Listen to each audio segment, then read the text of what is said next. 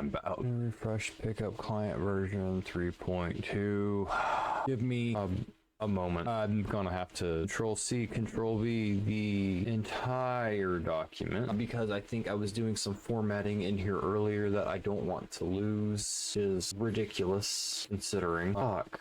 On homebrewery. Gonna be like this. And that being said, since it's changed client versions, if that means that any of my script for writing is broken, then this is not a big one. For cleaning up, speeding the process with some things to announce. We changed the new brew navigation drop now. It has two separate buttons for starting from scratch or resuming the edit. We have added a new snippet menu, licenses for you to input the text for whatever license you are using. Remember to look up the specific of any license you want to use. Also added icons for the D100 dice. Oh, that's actually nice. Last but not least, the editor will now stay fixed on the cursor when resizing it. As always, feel free to check the change log for more updates. Based on this, you guys did a little bit more than that. It looks like everything is resized. Anyway, well, my script down to here. I'm going to Control C, Control V this frame, and then the next page. Boom, there she is. And it is time to... Oh, I gotta clear this stuff out. Let's see, thinking about it. I'm probably gonna make it huge because this is a 5e monster, right? It's gonna be a party, not a single person, so I don't want it to be the same size, so I'm gonna make it huge. It's gonna be an aberration. Aberration should actually not be capitalized. And I'm thinking chaotic neutral, actually, because if it was evil, it wouldn't have waited for you to approach it. It's just an orphan, it's confused, it doesn't have its mother. It's ready to fucking throw down, though. But kittens are ready to throw down with their eyes closed as soon as they pop out, too, so let's think. Naming conventions for the Awakened setting. All at S, all means the-ish in the languages that I pulled from, so there's a Shalin, so maybe Eshal. If it was named by the Dazi, they would take the Shalin name and fuck around with it and make it feel corrupted, so maybe Eshal instead of Ashal, Eshal, something like the salt that screams. We're actually going to come up here and put that there and double check this. I did make that a 3-tier header up there. Think up some lore. When the Fallen Empire first colonized the southern coast, that's probably gonna be a comma. Move the keyboard to my left. I'm actually gonna plug in the mouse so that charges while I do this. Let's think. When the Ashalan Empire first colonized the southern coast, they found a stretch salt marsh. See, they found a stretch of salt marsh where the dune bled brine at the full moon. That's edgy as fuck. That's pretty edgy. Beneath the mire slept something that dated their temples, their purification courts, even their sea called it Ishao, the salt that screams. The Marathi called it the first cry of the deep. Alt 0151, throw an M dash in there, a cast off spawn of an ancient ocean deity whose body never left the world, just no only saint beneath it. The empire declared it a tide-born error and ordered, I misspelled something, and ordered the entire coast burned. Which is kind of like how they did the purges, colonial Spain and early imperial Japan. They didn't really care who got fucked with, they burnt everything. So I feel like that works well for the lore, for something that's got a corrupted kind of motif. The fire cannot cleanse a sea. One night, something crawled free, howling like an infant wielding the torn remnants of its placenta like a weapon, searching for the mother the Empire had stolen from it. I think that's good enough. It's not evil, it's searching for its mommy. Salt that screams, the tideboard error, the first cry of the deep. Yeah, oh man, wow, that one hit out of fucking nowhere. Left field. Give me some water. Before I do anything, I need to think of what CR. That thing is a fucking nightmare. I need to have everything. So I think maybe they're 17, which means I need to move that comma back one and put an extra 0, which I think that brings its proficiency bonus up to 6. I think AC 18 is fine. I'm gonna call it AC hardened hide. Here's where shit gets tricky. I gotta think. This is gonna be a number thing. So 2d12 is 13. So if I make it 10d12, that would be 130, right? So if I did 20d12, that would make it 260. Yeah, wait a minute. Let me get a dice calculator. I'm just gonna pull up the fucking dice calculator. Let's think. 10d12. Oh wait, I guess no. 20d12. 20d12 is about 100 there. Wow, my brain. Oh, I know what I did. I fucked that up. So why don't we go with 30d12? That's just like 195. That's 120. I'll bring us what to 315? I think 315 is good. I can see like 315. So let's 315, and we'll make it 30d12 plus 120. Fucker was fast. I'm going to give him a 40 feet movement speed. Depending on what the party wants to do, I'm going to give him swim 60 feet and climb 30 feet. Because I don't want him to fly. I know Orphan in the game had wings, so flying he was jumping. I feel like those were more meant to be fins that were supposed to streamline him for the water, rather than wings to make him fly.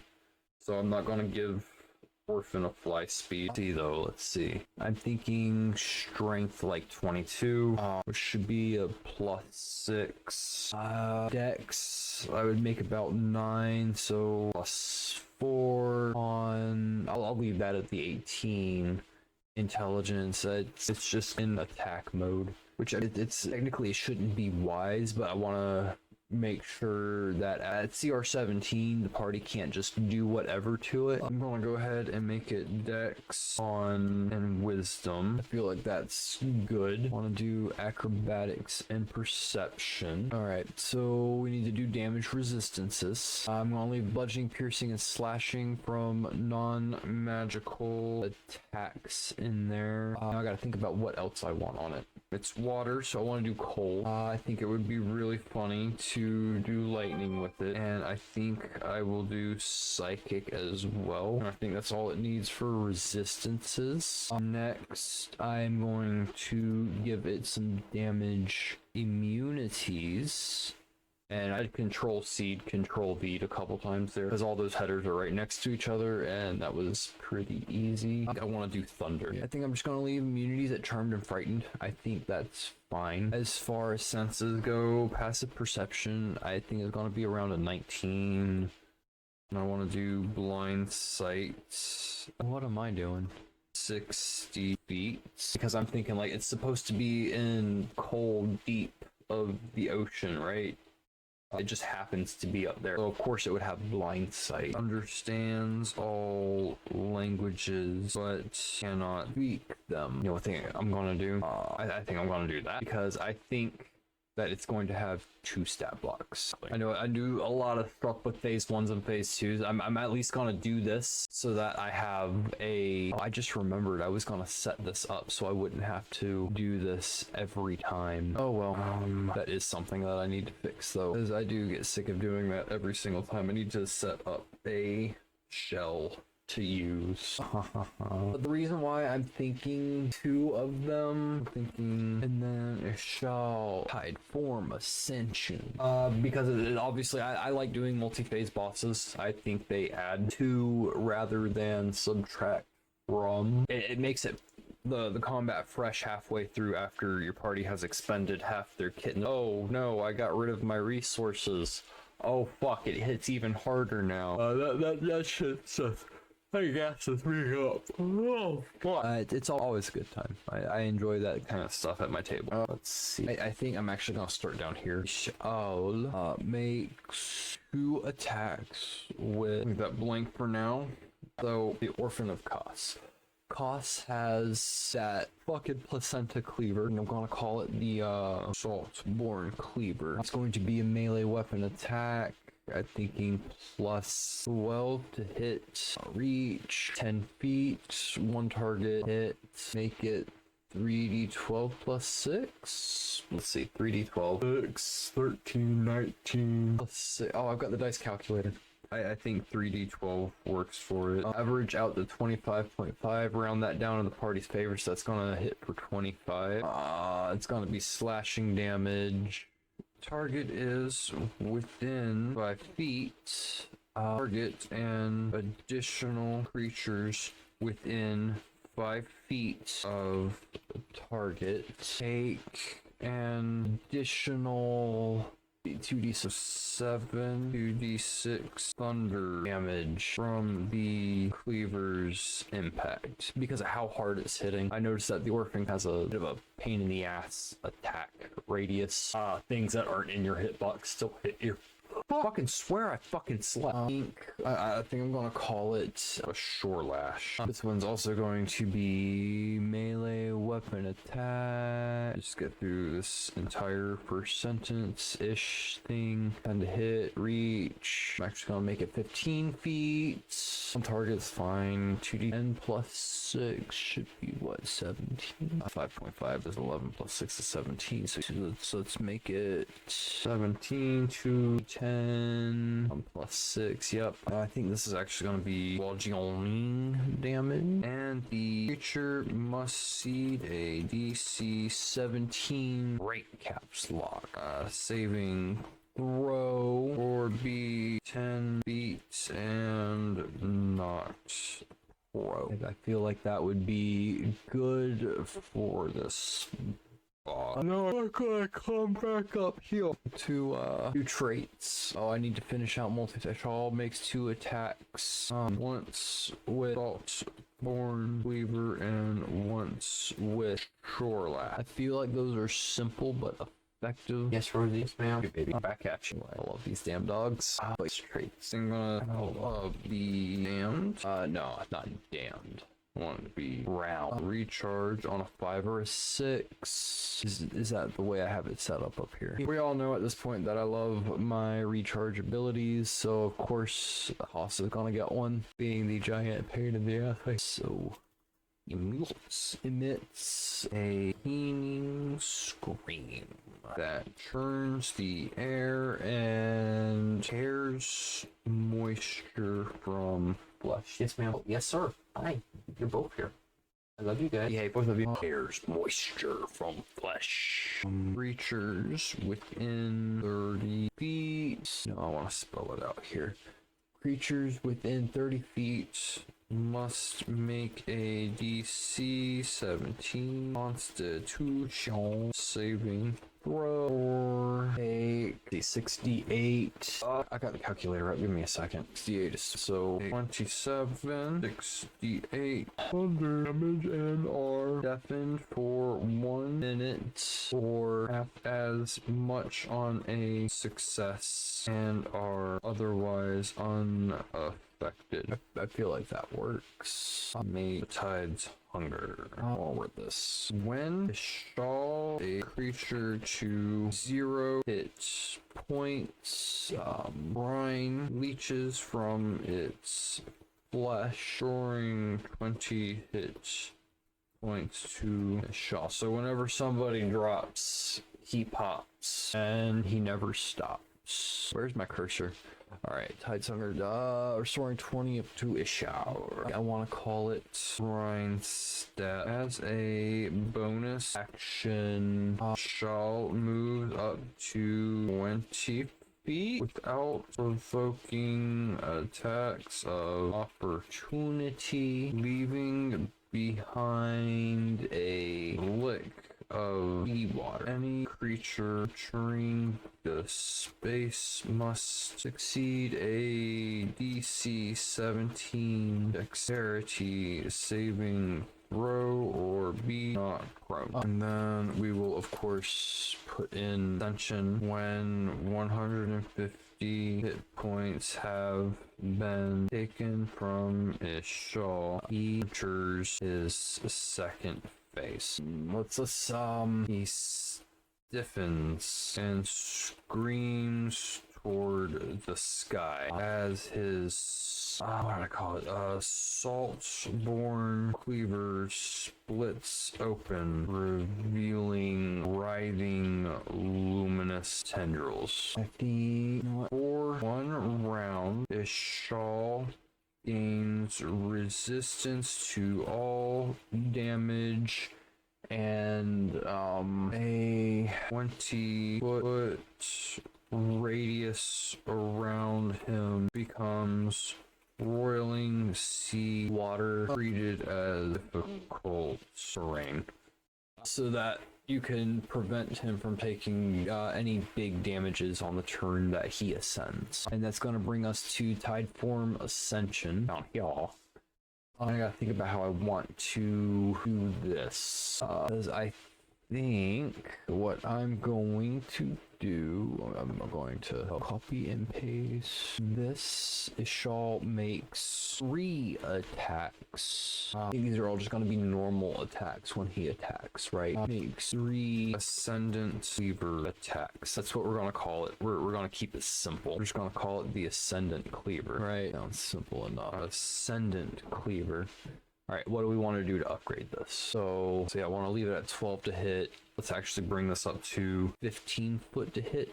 We'll keep it one target. Let's make it 4d10 plus 6, so 28. 4d10 plus 6. I will keep it as slashing damage in this secondary effect. No, and let's see, 2d8 would be 9, so 9 2d8, and we'll make this lightning damage. He hits like a fucking truck with just his normal attack. We will call this Umbilicus. That sounds weird, right? That sounds weird enough. I want to do this. Let's make this one a recharge on a 5 or a 6. Shaw hurls its tendrils out in a 40-foot cone. Each creature in the area must make a, what do I want it to be? DC 18. What did I just hit? Where did my cursor go? 18. Let's make it strength saving throw or be to a unoccupied space within 5 feet of Ishal and take 40-10 works. So it should be 22 4d10 lightning damage. On a success, they take half damage and are not.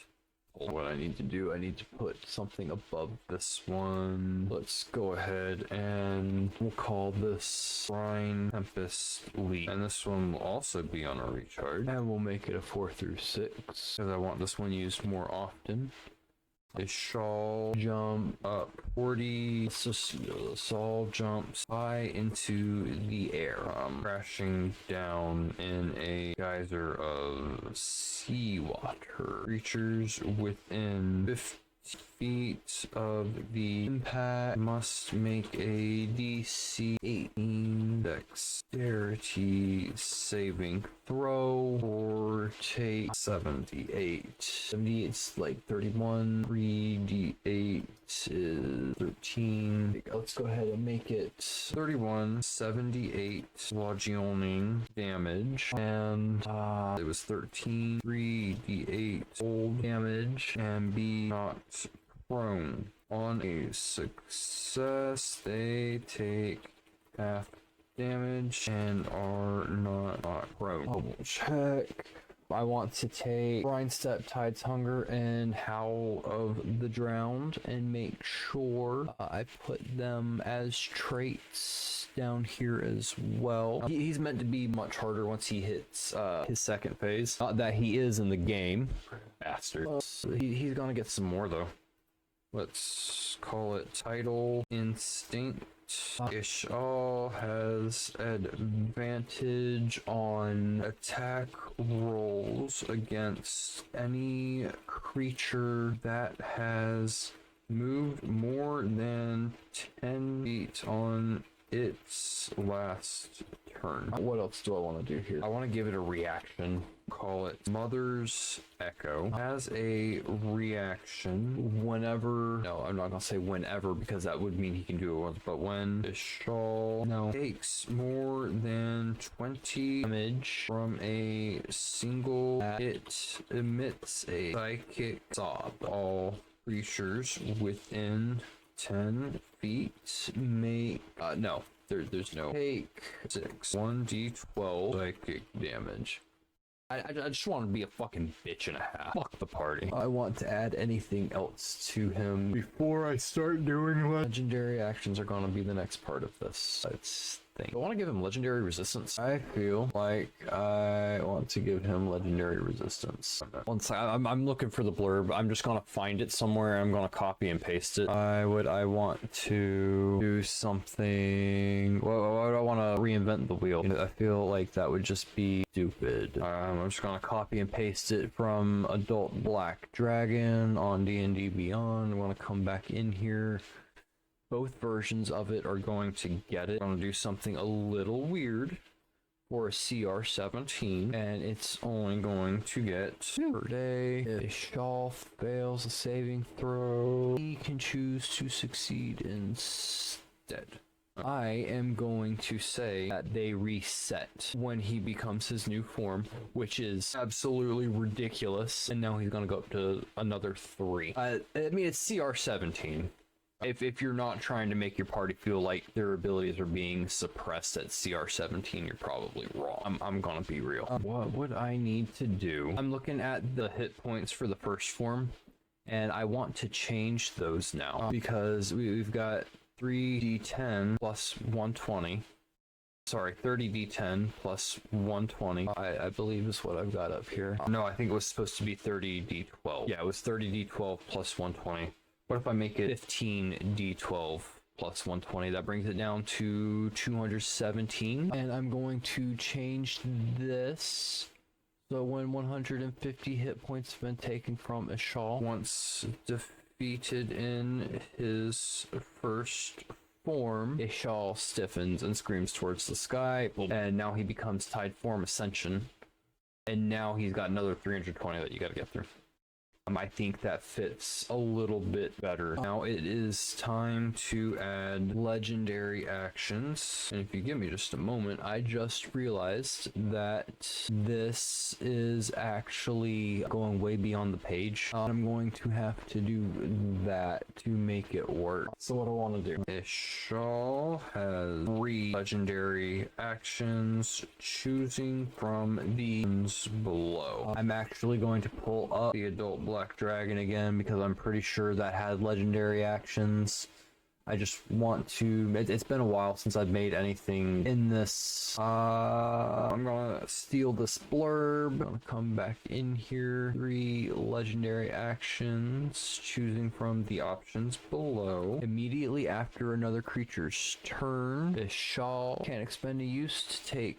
And expend a use to take one of the following actions. Ishal regains all expended uses at the start of each of his turns. So Ishal moves up to half his, and we're going to say that costs 1 action. Next thing I'm going to do, what am I going to call this. Call it a tendril swipe. That's going to be a 1 action. Going to do the whole melee weapon attack plus 12 to hit. Reach will be 10 feet. It's going to be 1 target. It is going to be, okay, let's see, 2d6. That's going to be 7, so it's going to be a total 13. It's going to be 2d6 plus 6. And that's going to be bludgeoning damage. Then we're probably going to need a couple more of these. I want to give it a 2 action and a 3 action. All this coherent costs 2. Releases a line. Releases a line of rushing brine, 30 feet long, 5 feet wide. Creatures in line must make a DC 17 dexterity saving throw or take 48 cold damage. I don't want it to do any weird prone shit or anything with this one. Call this one Undercraft. And that's going to cost 3 actions. A passive around this is where he was taking his pieces of his sunset, throwing into the ground in that area around him that kept fucking me up because I could never get out of the area in time.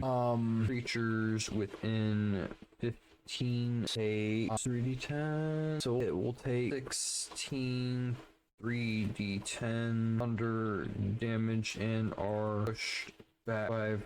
I think these are good the way they are. I don't think they need any additional. Just realized I put that on the wrong one. I meant to come up here to this one and get rid of wide.